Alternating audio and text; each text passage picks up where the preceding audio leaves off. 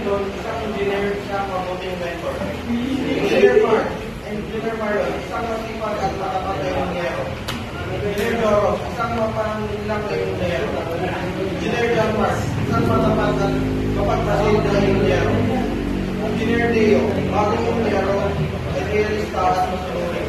Engineer Asista, Ginoong Adrian, kliyente.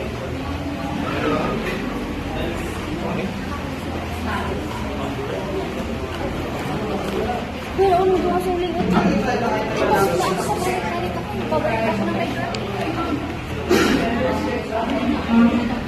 ko pa. Papalit mo sa papalit. Gabi mo. Kasi sa isang konferensyon, kung paano na yung Engineer Lindon, Engineer Marlon, Engineer Doro, Engineer Banmar, Engineer Deo, at ginakailin siya tama si Ginoong Adrian. Kung engineero, ang proyektong ito ay napakalaga sa akin sa kanya. Inaasahan ko ang inyong professionalismo at pagiging confidential.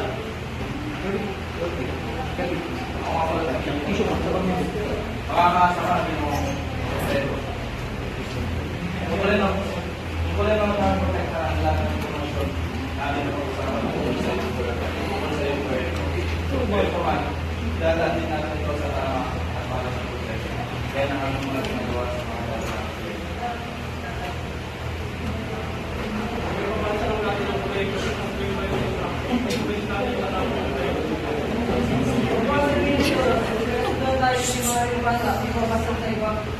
hindi lang po tungkol sa kasuliwan, tungkol ito sa integridad. Kompetensya ng bawat dapat ng kliyente.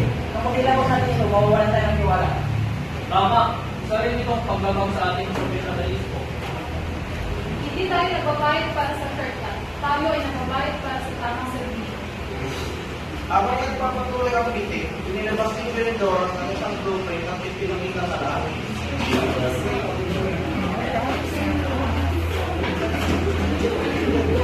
Ito sa site na kuha ko sa formula sa isang competition. Halos pareho lang naman ang konsepto, kaya pwede natin siguro mag-reading. Hindi mo pa yung electoral property rights. Doro, ang kopya mo ay kopya mo Jason, dapat ang bawat isa nyo ay may intellectual property rights. Huwag natin gamitin na parang akin ito. Alam nyo, ang tulay ng engineero ay hindi dapat kung nanakaw ng ideya ng iba. Yan ay isang crucial na gawain para sa ating engineering. Kailangan natin galang ang intellectual property. Kung mahuli tayo sa ganitong gawain, hindi na tayo mawawalan ng tiwala. Hindi maaari tayong makasuka. Napatingin si Engineer Doro sa blueprint, kaya napagtanto ang kanyang pagkakamali. Maya-maya, ay tumulog ang cellphone ni Engineer Doro, sinagot niya ito ng patago, pero narinig ni Engineer John at Engineer Deo ang sapat. Hello, sir. Ginagawa mo po sa mga proyekto. Ito maganda lang, may proseso. Uy! Grabe! Ganda nun! Dito para sa ibang kalahok, sa itong anti-behavior. Kung gusto natin naman, dapat lumabas tayo ng patas. Tulad na engineer, hindi ang daraya para lang makuha ang kwento ng iba. Dapat matuto tayo mag-isip sa sarili natin kwento. Kung may tiwala tayo sa ating trabaho, hindi natin kailangan ng daya. Napatungo sa Engineer Doro, ramdamang bigat ng kanyang mga ginawa. Kung aminin ko, mali ako. Pero naisip ko lang naman yun para matulog natin matapos ng proyekto. Kaso hindi ko naisip ang magiging epekto. Ang mahalaga ng tutulan mo ang leksyon. Dapat natin pangalagaan ang tiwala ng mga kliyente. At dapat natin sundin ang mga prinsipyo ng pagiging isang disisadong engineero. Nasa atin ang responsibilidad na gawin ang tama kahit ang hirap.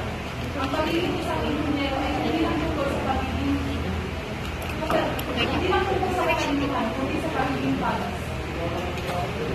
Alam mo, mamaya mga kapwa ng engineero, sa ating trabaho, teamwork at integridad ang mga importante. Kailangan magtulungan tayo para maabot ang tagumpay ng walang daya. Nagtigilan ang lahat ng pagkakuhan bilang tanda ng pagkakaita. Engineer Doro ay lumapit sa grupo hanggang magsimula muli na may tamang